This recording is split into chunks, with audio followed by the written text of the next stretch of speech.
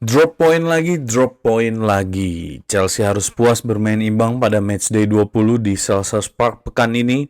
Satu-satu guys, hasil yang jelas kurang memuaskan, apalagi Newcastle lagi ngebut banget nih buat mengejar posisi kita di top 4. Post match pertandingan ini udah gue post di IG dan TikTok kayak BOB. Silakan kalian baca biar paham soal game ini. Linknya ada di deskripsi ya. Balik lagi bareng gue, Nanda Sugiono, di segmen RTP. Di segmen ini gue bakal merating 11 pemain dan 1 manajer dari performa mereka di matchday 20 melawan Crystal Palace. Siapa yang bakal dapat kartu merah dan siapa yang bisa mendapatkan kartu hijau? Yuk, kita mulai. Come on Blues!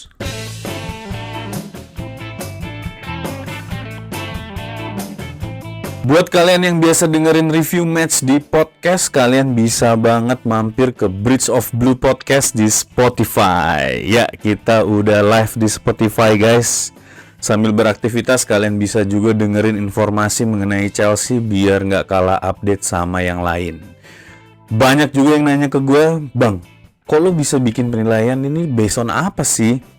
Oke, di episode kali ini agak panjang, gue bakal jelasin gimana gue menilai performa para pemain. Yang pertama pastinya lo mesti nonton pertandingannya. Yang kedua, lo juga mesti bedah statistik permainan tim dan individu. Nah, di episode ini gue bakal spill sedikit variabel penilaian yang gue pakai. Gue pakai Opta Analyst supaya gampang dan kompak dalam menampilkan grafik statistiknya. Yuk! Sebelum mulai, buat semua True Blue, coba kalian share dulu video ini ke IG, WA, atau platform kalian supaya banyak yang tahu informasi kayak gini.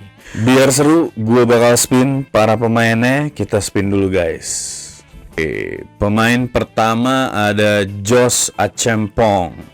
Nah, ini gue puas banget sama rotasinya Maresca. Kehadiran Josh di starting line up pada matchday 20 ini ibarat air di gurun pasir. Seger dan memuaskan. Josh akhirnya berhasil mendapatkan debut di Premier League. Nggak tanggung-tanggung, debutnya langsung di Derby London di Selhurst Park. Yang fansnya pada die hard dan teriak-teriak sepanjang 90 menit. Atmosfer ekstrim kayak gini biasanya suka bikin para defender jiper. Nyatanya Josh berhasil tetap bermain ciamik tadi malam. Passingnya menurut gue safety banget. Visi dia dalam bertahan bagus banget. Off ball defense dia rapi. Ini back kualitasnya udah bukan akademi lagi ya guys. Gimana dia berhasil mematahkan serangannya Palace harus kita highlight. Dan kita mesti underline guys, dia baru 19 tahun. Memang sih masih ada beberapa kekurangan kayak passing yang salah, long dribble yang miss, dan akhirnya lumayan mengancam lini pertahanan Chelsea. Dan yang paling ketara adalah nggak siapnya Josh saat di fast break kayak terjadi pada golnya Palace. Posisi Josh yang out of position bikin Eze gampang banget ngasih bola ke Mateta. Tapi terlepas dari momen itu guys, overall Josh ini bermain bagus. Yang paling gue suka, Josh punya urgensi saat tahu kita butuh 3 poin. Itu gimana visi dia kelihatan di 10 menit terakhir saat tim butuh bala bantuan dalam attack. Dia mengalirkan bola ke depan, itu nggak ragu-ragu. Passing jauh ke sisi kiri yang sangat on point ke Madueke. Long dribblenya ke half fieldnya Palace patut kita acungi jempol. Buat gue, permainan Josh Achampong di matchday 20 ini patut diganjar kartu hijau. Selain ini game debutnya di musim ini di Premier League, dia juga masih berumur 19 tahun. Tapi nggak pernah kalah duel dan visi permainannya seperti senior-senior lain di Chelsea. Josh mesti tetap dikasih exposure permainan. Next match lawan Bournemouth di Bridge, Josh nih mesti starting line up menurut gue. Gimana menurut True Blue? Patut nggak Josh Achampong dikasih kartu hijau? Ini jangan sungkan buat komen di bawah ya guys. Oke lanjut. Kita ke pemain kedua. Kita spin dulu ya. Oke, Pedro Neto di match 20 ini lagi-lagi Neto nggak bisa kasih kemampuan terbaiknya. Movement Neto udah cukup firm buat bikin daya gedor Chelsea meningkat. Cuma nggak tahu kenapa kayak ada touch yang hilang dari Neto di 3 pertandingan terakhir. Kalau kita lihat data dari Opta, penguasaan possession Neto ini cuma berfokus di beberapa sektor di lini serang kanan aja guys. Ini grafiknya, segitiga yang berwarna merah itu menandakan possession Neto cuma maju mundur aja. Sedangkan grafik warna hijau di pergerakan yang mengancam secara passing direction, kalau kita cek di grafik ini, masih banyak passing yang arahnya mundur ke belakang. Jadi memang Neto ini nggak kerasa di lini serang karena dia juga bingung sebenarnya mengalirkan bola ke opposite box. Secara shoot, 3 shoot Neto cuma satu yang punya average straight yang diwakilkan sama grafik yang punya garis panjang. Mungkin juga ada pengaruh mandeknya Jackson ya. Cuma kalau soal passing sih harusnya itu tanggung jawab Neto sendiri buat keluarin kreativitasnya supaya bisa mengalirkan bola ke opposite box. Buat matchday 20 ini, Neto gua kasih kartu merah guys. Nggak kreatif dan nggak bisa membantu lini serang Chelsea. Oke, next kita spin lagi. Marc Cucurella. Di pertandingan ini menurut gue Marc bermain dengan sangat baik. Gua udah bahas soal performanya di postingan post-match review di feed Instagram dan TikToknya BOB. Kalian bisa baca di sana, linknya ada di deskripsi. Buat matchday 20, gue bakal kasih Cucurella kartu hijau. Militan banget dan bener-bener totalitas dalam bermain. Respect buat Marc Cucurella. Oke, pemain berikutnya Nico Jackson. Jackson masih belum bisa menemukan form terbaiknya. Gue paham Jackson sudah bekerja keras untuk mendapatkan GA. Cuma memang butuh kreativitas lebih ya buat solo striker kayak dia. Karena udah pasti setengah musim ini pergerakannya pasti udah kebaca sama lawan. Dia butuh tingkatin imajinasinya dan skillnya supaya bisa berguna buat melewati pertahanan lawan. Memang pergerakannya tuh monoton banget dan semuanya udah tahu. Sampai matchday 20 ini gue belum lihat progres dari drill yang dilakukan Jackson. Ini Maresca dan staf kepelatihan harus segera ngebantu Jackson buat ngebreak semua permasalahannya. Dari data statistik juga, total shoot Jackson sama pertandingan melawan The Eagles ini cuma 4.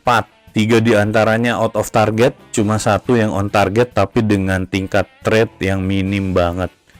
Kalau kalian lihat nih, prosesnya diwakilkan sama buletan warna biru dengan tangkai pendek. Dari statistik pendistribusian bola juga Jackson nggak begitu punya impact ya di lini depan.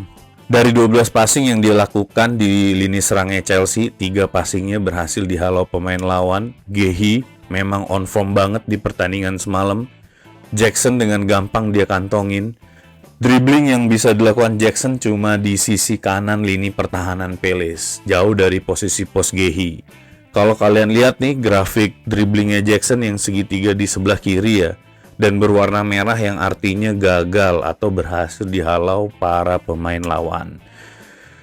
Banyak peluang yang nggak bisa dia konversi, bahkan menjadi shoot to goal. Larinya juga dia langsung di-cut. Sebenarnya speed yang dia punya tuh nggak bisa dimanfaatin dengan baik dan benar. Akhirnya kemandulan ini bikin lini serang Chelsea ini mandek. Dan kita nggak bisa kemana-mana guys. Ini performa Jackson yang begini tentu bakal gue kasih kartu merah bottom. Menurut gue Jackson ini adalah salah satu yang punya pengaruh untuk mengalirkan bola ke lini depan ya. Karena begitu dia mandek semuanya udah langsung stuck. Nah buat kalian yang pengen justice for Jackson, nih silakan langsung komen di bawah. Kasih alasannya kenapa Jackson layak keluar dari kartu merah. Oke, next. Pemain kelima, Caicedo. Akhirnya gue lega, Caicedo bisa bermain bagaimana dengan permainan dia seharusnya. Sebagai holding midfield, Caicedo berhasil membuat lini tengah Chelsea ini sangat superior. Kalian bisa lihat grafik permainannya. Defense Caicedo adalah segitiga ke atas ya guys. Warna biru ini menunjukkan kesuksesan tackle atau halauan Caicedo pada pertandingan. Walaupun digempur 4 midfieldnya Palace, Caicedo ini nggak gentar. Pergerakannya yang sangat efektif dan passingnya yang sangat safe bikin lini tengah Chelsea luar biasa cantik di matchday 20 ini. Di grafik ini, passing Caicedo hampir semuanya berwarna hijau panjang yang berarti sukses berat. Sedikit banget yang warnanya merah, yang berarti gagal atau kena intercept pemain lawan. Bahkan Caicedo bisa membuat strike ke gawang Palace walaupun masih out of goal. Secara touch, Caicedo ini luar biasa performanya. Dia bisa menguasai permainan di bawah tekanan lini tengah Palace. Skill dan kematangan visi yang luar biasa menurut gue buat performanya Caicedo di matchday 20 ini layak dikasih kartu hijau. Top notch guys. Oke, berikutnya pemain ke-6, ini ada Malo Gusto, sama kayak Marc Cucurella. Performa Gusto udah gue bahas juga di post feed IG dan TikTok BOB. Kalian langsung mendarat ke sana, jangan lupa follow. Langsung aja klik link yang ada di deskripsi. Gusto bakal gue kasih kartu hijau. Yes, performa Gusto di matchday 20 ini menurut gue magnificent, walaupun ada glitch yang akhirnya mengancam gawang Sanchez, tapi overall permainannya Gusto ini keren banget. Gue berharap dia bisa mempertahankan form seperti ini di matchday selanjutnya. Gimana guys? So far rating pemain-pemain ini udah sesuai belum sama harapan kalian? Yang merasa kurang puas silakan jangan ragu dan sungkan buat langsung komen ya. Kita diskusi di kolom komen. Buat True Blue yang suka sama segmen kayak gini, jangan lupa buat share video ini ke teman kalian biar makin banyak yang tahu informasi tentang match ini. Oke, kita lanjut ke pemain ke-7. Kita spin dulu. Enzo Fernandez, sama seperti Caicedo, performa Enzo ini juga udah gue bahas di postingan post-match review di feed IG dan TikTok kayak Bridge of Blue. Langsung aja kalian kesana dan jangan lupa follow. Nih overall performanya Enzo, gue kasih kartu kuning.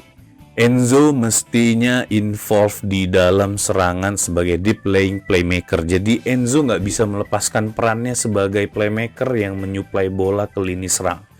Dan itu gue lihat masih nggak terlalu impact.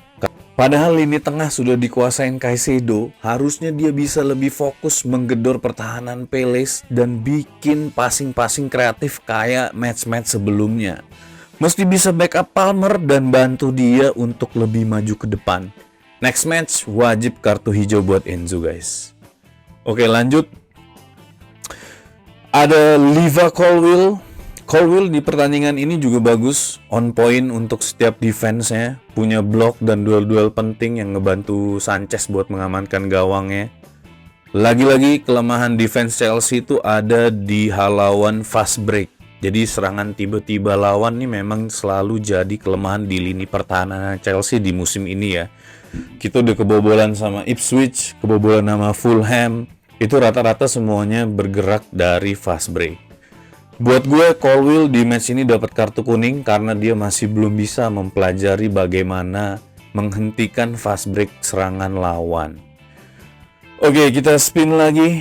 Next, ini ada Cole Palmer.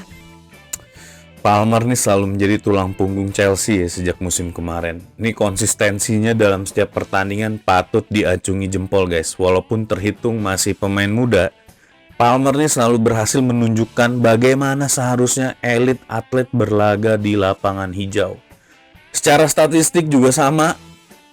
Possession, distribution, dan success rate dribbling Palmer ini selalu berada di atas rata-rata di setiap pertandingan. Nih kalau lo lihat nih di grafik berikut, success dribbling, passing, dan shootingnya Palmer ini diwakili panah berwarna hijau. Touch-nya juga tersebar hampir di seluruh lapangan. Ini luar biasa banget guys. Work rate-nya ini berarti tinggi banget. Skill-nya juga keren banget dan fisiknya juga kuat banget ya. Menurut gue emang pantas nih Cole Palmer mendapatkan man of the match di pertandingan melawan Palace ini. Buat gue Palmer di matchday 20 ini harus dapat kartu hijau. Selain karena dia bikin brace, touch-nya juga bagus dan possession-nya juga ciamik banget. Top notch. Oke, kita spin lagi. Pemain berikutnya Sancho. Yes, Sancho is back guys. Dribbling kecilnya yang mematikan nih kembali dia perlihatkan pada matchday 20 ini. Gue seneng banget ngeliat skillnya Sancho sebenarnya karena gue sangat menyukai pemain yang punya street style kayak Sancho. Dan ngelihat mereka bermain, terutama Sancho nih ngeluarin permainannya di game melawan Palace ini yang pas banget sama iklim permainannya, dimana ada 3 back dan dia bisa ngedrive back itu buat ngejar dribbling kecilnya. Dan itu skillnya sangat berguna banget di sistem serang Chelsea. Walaupun Sancho tuh kurang dalam visi bermainnya ya, tapi di game ini distribution passnya ciamik banget. Nih kalau lu lihat grafik distribusi passingnya Sancho, hampir semua passingnya tuh sampai ke poin yang dituju. Rata-rata panjang passing Sancho di pertandingan ini juga hampir 2 meter guys. Jadi nggak bercanda ya, bukan passing short pass kecil yang gampang. Seorang pemain ini perlu nyaman dan pede dalam pertandingan untuk bisa melakukan skill-skill passing kayak yang Sancho lakuin ini ya. Akhirnya dia bisa kembali memberi assist ke Palmer berkat permainan yang jauh meningkat menurut gue dari sebelumnya. Sancho di pertandingan ini wajib dapat kartu hijau. Nih semoga next match Sancho bisa mempertahankan performanya yang ciamik ini dan keluarin lagi street style-nya, dribbling kecil dan nutmeg yang luar biasa.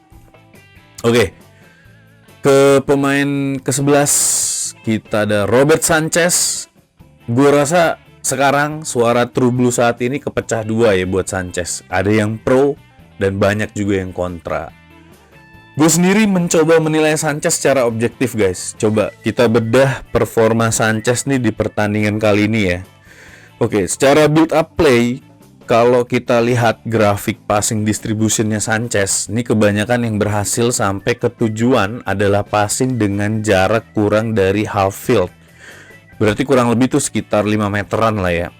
Itu artinya untuk build up play, Sanchez ini tipikal goalie yang long pass-nya nggak terlalu baik. Buat gue hal ini harusnya nggak jadi masalah. Selama short pass-nya Sanchez ini bisa sampai di at least 90% success rate. Karena kita mesti pahamin dulu nih, Maresca Ball ini dibangun lewat short pass antar lini yang memang sengaja dibentuk oleh Maresca. Nah beberapa kali kita sempat ketinggalan tapi kita nggak langsung drive ke tengah lapangan, tapi kita melakukan passing diagonal ya, karena memang that's how Maresca Ball works ya. Karena itu juga menurut gue Chelsea musim ini jadi tim dengan kesuksesan passing tertinggi nomor 2 guys setelah Manchester City. Jadi wajar aja kalau Maresca sampai saat ini tuh masih pasang Sanchez sebagai kiper utama dan belum punya rencana untuk mengganti kiper utama Chelsea. Karena di sistem build up play-nya Chelsea ini under Maresca, Sanchez ini cukup on point. Secara save juga Sanchez berada di urutan keempat terbaik ya, dengan total 64 save sepanjang musim ini. Kalah dari 4 goalis dari tim seperti Brentford, Ipswich, dan Leicester yang memang jelas penguasaan bola dan defense-nya tuh jauh banget di bawah Chelsea. Itu artinya Sanchez di antara goalis tim papan atas, kemampuan save-nya itu di atas rata-rata guys. Kita mau gak mau harus mengakui bahwa Sanchez ini lumayan berguna. Oke, sampai sini kita semua harusnya paham ya kenapa Sanchez ini masih dipertahankan dan bagaimana Sanchez ini bisa jadi bagian dari sistem pertahanan dan serangannya Chelsea di musim ini. Buat gue di pertandingan ini Sanchez gue kasih kartu hijau karena dia punya save krusial pada saat melawan Palace dan ini penting banget buat kita. Nih, buat kalian yang gak sependapat soal Sanchez, nih silakan langsung komen di bawah ya guys. Jadi jangan ragu-ragu, jangan sungkan-sungkan. Kasih tahu gue kenapa kalian merasa Sanchez nih sebenarnya gak worth it buat Chelsea. Karena nih hot banget saat ini ya. Oke, terakhir nih ada Enzo Maresca. Sang manajer muda ini jelas masih butuh pengalaman dan bentuk pertandingan yang beragam ya. Jadi situasi beragam nih supaya menambah intuisinya dia sebagai seorang pelatih. Jelas Enzo Maresca ini gak sempurna guys. Emang ada manajer yang sempurna. Gue suka banget sama approach Maresca di matchday ini. Gimana dia mempercayakan Josh Achempong untuk main dan step up di first team. Gimana dia memoles titik kelemahan Chelsea dalam 3 laga terakhir. Itu memang menurut gue udah ada progres ya. Tapi di lini depan Chelsea ini memang masih sangat kurang klinis. Hal ini tentu mesti cepat diselesaikan Maresca sebelum seluruh tim ikut kedodoran. Tapi melihat permainan melawan Palace ini, gue cukup optimis Chelsea sedang berada di rutenya menuju kemenangan lagi. Setelah perjalanan jauh dari Bridge di bulan Desember dan awal Januari ini, Chelsea bakal banyak main di pertandingan home di rumah sendiri di Stamford Bridge. Momentum ini harusnya bisa dimanfaatkan Maresca ya buat memaksimalkan lagi poin-poin yang sempat hilang dalam bulan Desember. Jadi no more point drop, gas terus dengan semua pemain yang ada, dengan rotasi yang ada, dengan substitution yang harusnya punya impact yang baik buat pertandingan. Karena kita tahu belakangan substitutionnya Maresca ini sangat-sangat tidak impactful ya. Tapi buat gue, Maresca di game ini gue akan kasih kartu hijau karena approach-nya dan solusi yang dia tawarkan secara komprehensif nih buat Chelsea. Bravo Maresca. Ini summary total rating player yang gue bikin. Mulai kelihatan perkembangan permainannya Chelsea di matchday ini. Kebanyakan pemain mulai merangsek naik ke zona hijau ya guys. Itu artinya ada progres yang baik buat Chelsea. Kita kayaknya sudah mulai kembali ke rute kemenangan. Tetap harus konsisten, jangan cepat puas. Tetap harus drill yang serius terutama di lini depan. Jackson tuh harus bisa memecahkan caranya gimana dia bisa mencetak gol lagi ya. Kita tunggu gebrakan berikutnya dari Enzo Fernandez dan kawan-kawan saat melawan Bournemouth di matchday 21. Buat kalian yang merasa rating player ini kurang pas, yuk jangan sungkan buat komen di bawah. Buat kalian yang suka sama segmen Rate the Player ini, jangan lupa buat likes dan share ke True Blue lainnya supaya bisa banyak yang tahu soal pembahasan pertandingan ini. Buat kalian juga yang suka sama podcast, nggak suka nonton YouTube, langsung ke Spotify, cari channelnya Bridge of Blue dan langsung dengerin di situ karena setelah tayang di YouTube kita juga bakal tayang di Spotify.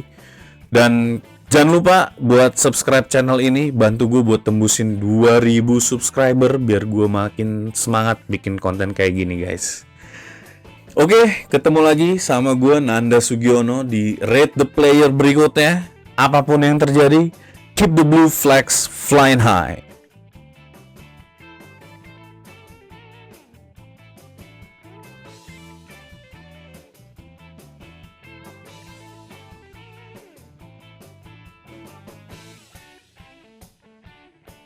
Up the Chels.